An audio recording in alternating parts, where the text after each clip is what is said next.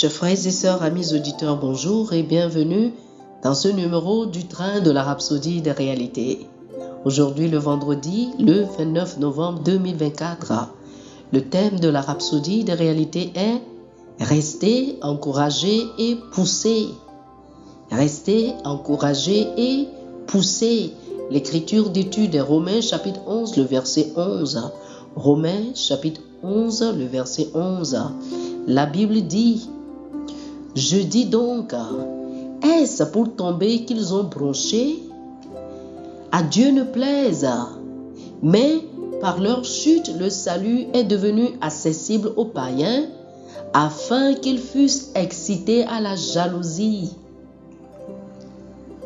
Le pasteur Christ dit ceci: dans vos efforts pour gagner des âmes, pour former de nouveaux convertis et les amener à l'église, il se peut que certains n'acceptent jamais votre message ou n'acceptent pas de rejoindre votre communauté locale. Ne vous découragez pas. Inspirez-vous de la façon dont Dieu a traité le monde. Premièrement, Jésus a apporté son message aux Juifs, à son propre peuple, car il est venu du milieu d'eux. Il leur a apporté le message du royaume, mais ils l'ont rejeté. Qu'a-t-il fait? Il a ensuite apporté le message aux païens, c'est-à-dire au reste du monde. Et même aujourd'hui, nombreux sont ceux qui continuent de recevoir ce message. Paul a vécu la même chose. En tant que juif, il a d'abord prêché aux Juifs, mais ils se sont disputés avec lui et ont rejeté son message, même s'il était l'un d'entre eux. Il le connaissait comme l'homme qui persécutait autrefois les chrétiens, et lorsqu'il se tourna vers Christ, ils ne voulurent pas l'écouter. Beaucoup d'entre eux se sont même retournés contre lui. Mais Paul ne s'est pas laissé arrêter par cela. Les Juifs, n'acceptant pas son message, il se tourna vers les païens et connut un grand succès. Vous devez vous concentrer sur ceux qui sont ouverts à recevoir l'évangile. Luc a mis en lumière quelques-unes de ces choses. Dans Actes chapitre 13, le verset 46, par exemple, la Bible dit: Paul et Barnabas leur dirent avec assurance: c'est à vous premièrement que la parole de Dieu devrait être annoncée. Mais puisque vous la repoussez et que vous vous jugez vous-même indigne de la vie éternelle, nous nous tournons vers les païens. Aussi, dans Actes chapitre 18, le verset 6, il nous dit: les Juifs faisant alors de l'opposition et se livrant à des injures, Paul secoua ses vêtements et leur dit: que votre sang retombe sur votre tête, j'en suis pur. Dès maintenant, j'irai vers les païens. Appliquez le même principe.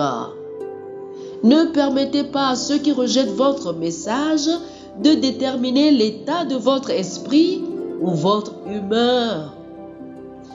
Priez pour eux et intercédez en leur faveur, mais ne laissez pas leur rejet contrôler votre cœur. Concentrez-vous sur la victoire des autres.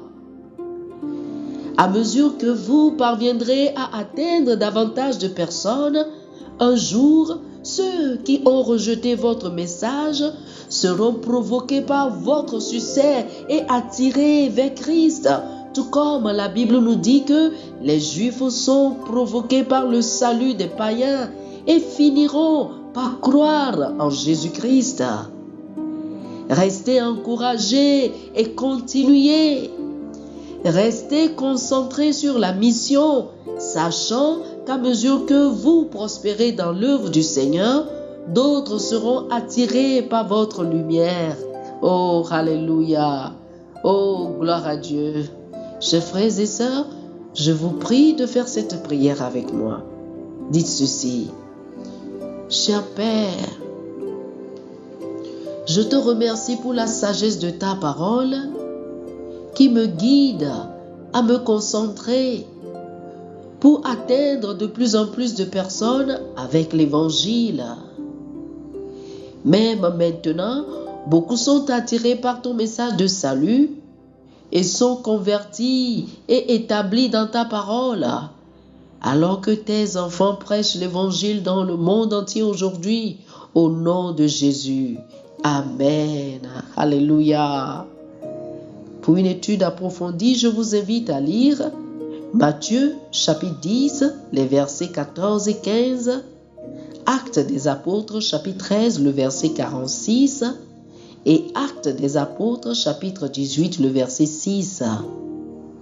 Matthieu chapitre 10, les versets 14 et 15, Actes chapitre 13, le verset 46 et Actes chapitre 18, le verset 6. Que le Seigneur vous bénisse. Amen. Amen. Chers amis auditeurs, nous espérons que vous avez été bénis par ce dévotionnel.